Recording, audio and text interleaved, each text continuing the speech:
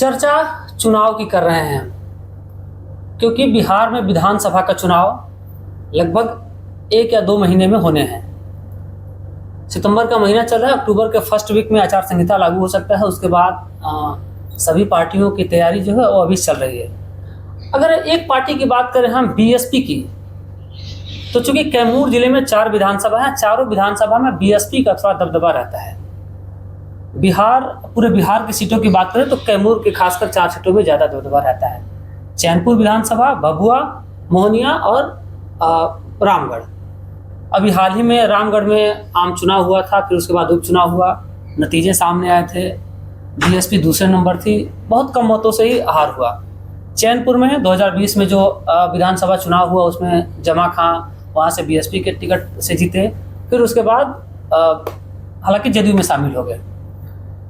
एक शख्स हमारे साथ मौजूद हैं, परिचय के मोहताज तो नहीं है, लेकिन फिर भी हम अपने दर्शकों को इंट्रोड्यूस कराना चाहेंगे। नीरज पांडे जी हैं। लगातार समाज सेवा के तौर पर, समाज सेवी के तौर पर आप इनको देखते होंगे, क्योंकि आजकल ज़माना सोशल मीडिया का है तो अक्सर मिल जाएंगे आपको। नीरज पांडे जी, लोगों की सेवा करना हो, लोग याद कर दे तत्काल पहुंचना, उनकी मदद करना, चुनाव के लिए नहीं बल्कि ये इनका शुरू से स्वभाव ही रहा है। हम मिले पिछले 10 मिनट में, हमको काफ़ी अच्छा लगा इनसे मिलकर। और इस बार भी तैयारी विधानसभा चुनाव की है। पिछली बार बात करें तो निर्दलीय चुनाव लड़े थे और निर्दलीय चुनाव में इन्हें 15,000 मत मिले थे। इस बार क्या कुछ तैयारी है, पहले तो हम जानेंगे आपसे। नीरज पांडे जी, आपका बहुत बहुत स्वागत है। बहुत बहुत धन्यवाद। राजनीति में आने का मन कैसे हुआ कि नहीं राजनीति किया जाए? राजनीति में आने की इच्छा मतलब जो है, पहले तो हम आपको बता दें कि हम शुरू से ही समाज सेवक के रूप में हम रहे और हमने अपने क्षेत्र का, मेरा एक सोच था कि मतलब जिस मिट्टी पर हमारा जन्म हुआ है, जो हमारा जन्मस्थली है, हमारा गांव उरगाई भगवानपुर प्रखंड पड़ता है, जिला कैमूर है, हम चल करके वहाँ सेवा करेंगे लोगों का।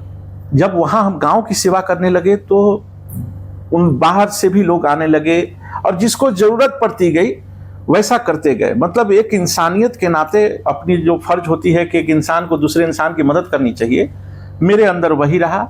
मैं किसी पार्टी से कभी नहीं जुड़ा और मैं ऐसे ही सेवा करता रहा। गरीब परिवार में बच्चियों की शादी हो, मेरे यहाँ लोग अगर आ गए तो मैं ये सोचता था कि बड़ी उम्मीद पाल करके हमारे यहाँ हैं, हमारे दरवाजे पर, तो हमसे जो भी बन पड़ता था हमने उनका सहयोग किया।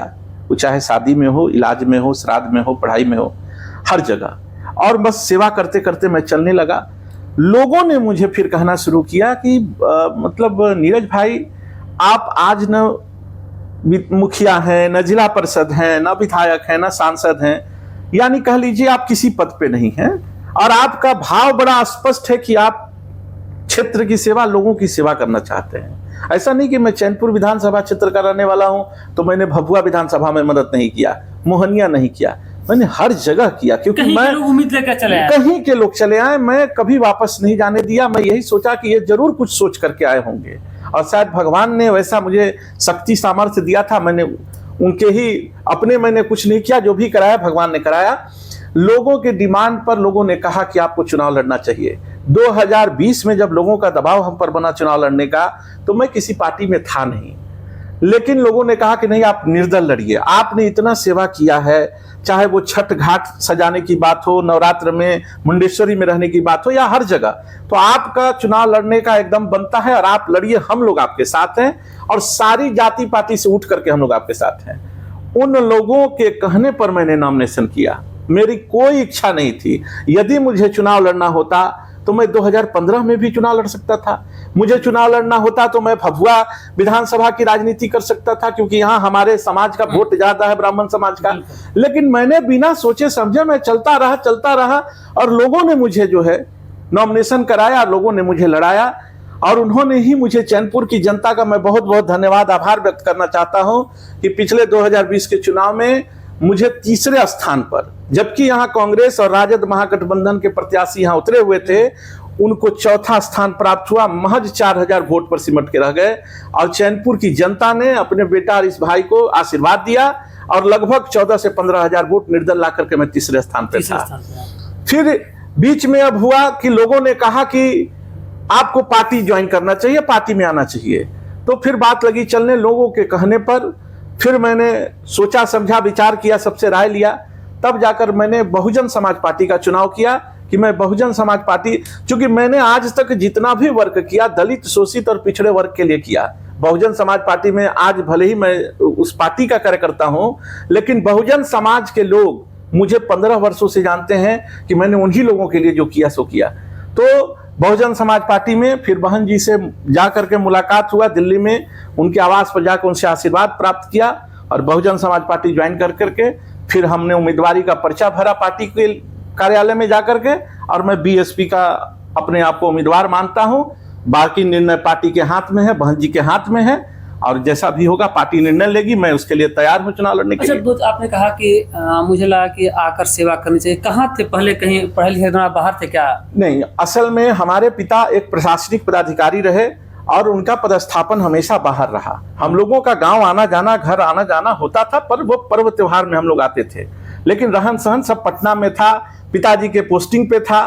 तो उस दौरान जो है फिर बाद में जब आने जाने लगे और लोगों से जब जुड़ने लगे, तब मैं यहाँ स्थायी रूप से मैं यहाँ शिफ्ट कर गया। पिताजी ने कभी नौकरी करने के लिए नहीं कहा?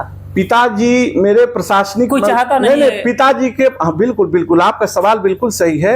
मेरे परिवार में मेरे पिताजी 4 भाई और चारों लोग बिहार प्रशासनिक सेवा में रहे लोग, और उन लोगों ने ये सोचा, मतलब अपने घर का मैं पहला व्यक्ति हूं कि मैं इस क्षेत्र में आया।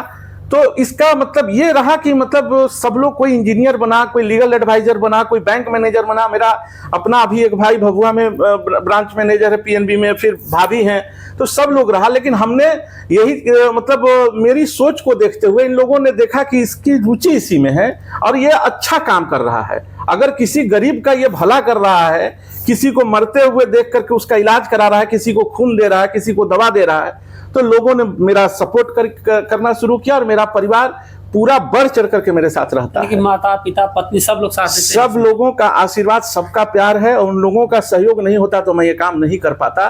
उन लोगों के सहयोग से मैं कर रहा हूं, और मेरे विधानसभा क्षेत्र की जनता, गांव की जनता, पंचायत की जनता, सबका आशीर्वाद है मेरे ऊपर। अच्छा, आपने कहा निर्दलीय चुनाव लड़े, तीसरा स्थान लाए, अब फिर से चुनाव नजदीक है, लगातार देख रहे हैं कैंपेन भी, अभी चूंकि कार्यक्रम है, लगातार कार्यक्रम भी देख रहे। एक लोग भरोसा कैसे करें, जो स्थिति रही है पार्टी की, विधायक जीतते हैं भाग जाते हैं, भरोसा आखिर नीरज पांडे पे कैसे लोग भरोसा करें कि नीरज पांडे अगर जीतते हैं तो रहेंगे, उनके साथ रहेंगे, जैसे आज सुख दुख में खड़े हैं, काम करते हैं, वैसे उस दिन भी खड़े रहेंगे?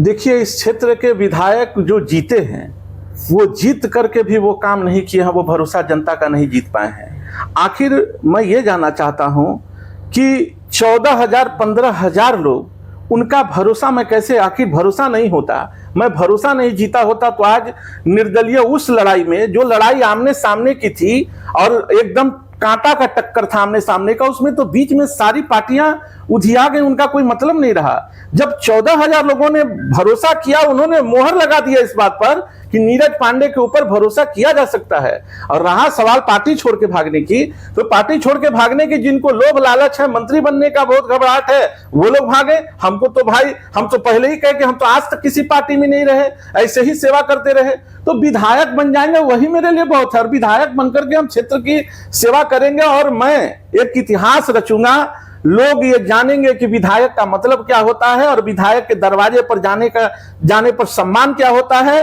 वो जब जनता मुझे निर्वाचित करके भेजेगी तो वो देखेगी, और उसके बाद निर्णय लेना फिर दोबारा उनके हाथ में है। दोबारा तो फिर उनके पास मुझे जाना है। मैं जैसा कर्म करूंगा वैसा मैं पाऊंगा। पार्टी पे कितना भरोसा है? बहुत लोग लगे हुए हैं पार्टी पर, अपने हमको पूरा भरोसा है, पार्टी पर पूरा भरोसा है, शीर्ष नेतृत्व पर पूरा भरोसा है। हमारे प्रभारी जो बिहार के हैं, केंद्रीय प्रभारी और राज्यसभा सांसद रामजी गौतम साहब हैं, सुरेश राव साहब हैं, अनिल पटेल साहब हैं, सब लोग हैं। इन सभी लोगों पर मुझे भरोसा है कि ये लोग जज करेंगे। जब बैठेंगे, आखिर जब बैठेंगे तो ये लोग एक बार देखेंगे और सोचेंगे कि भाई इसमें कौन चुनाव लड़ चुका है, किसको चुनाव लड़ने का अनुभव प्राप्त है, कौन लोगों के बीच रहता है, कौन रहा है। उस अनुसार हमको अपने पार्टी में पूरा भरोसा है। अच्छा, टिकट के लिए कितना पैसा दीजिएगा?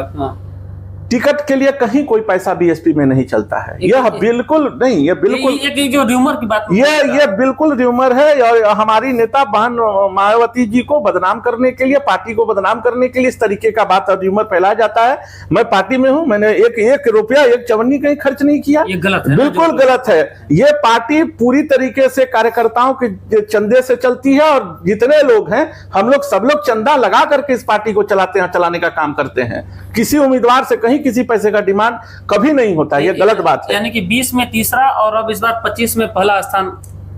अब बस बिल्कुल ये भगवान की कृपा, जनता का आशीर्वाद और बहन जी का आशीर्वाद प्राप्त हो जाए तो हो जाए। ये हमारे साथ नीरज पांडे जी थे, जिन्होंने बखूबी सवालों का जवाब दिया। और खासकर जैसा कि इनका बैकग्राउंड रहा है, पूरा परिवार ही कहीं ना कहीं सर्विस में ही है, लेकिन ये इकलौते हैं जो राजनीति और लोगों की सेवा करने में विश्वास रखते हैं। और उसका सेवा का नतीजा रहा 15 में भी इनको 20 में सॉरी जब इन्होंने चुनाव लड़ा तो 15,000 इनको मत मिले, तीसरे स्थान पर थे, फाइटिंग अच्छा की। इस बार देखना है इस बार 3 से 1 का सफर कैसा रहता है। फिलहाल कैमूर से अजय कुमार सिंह।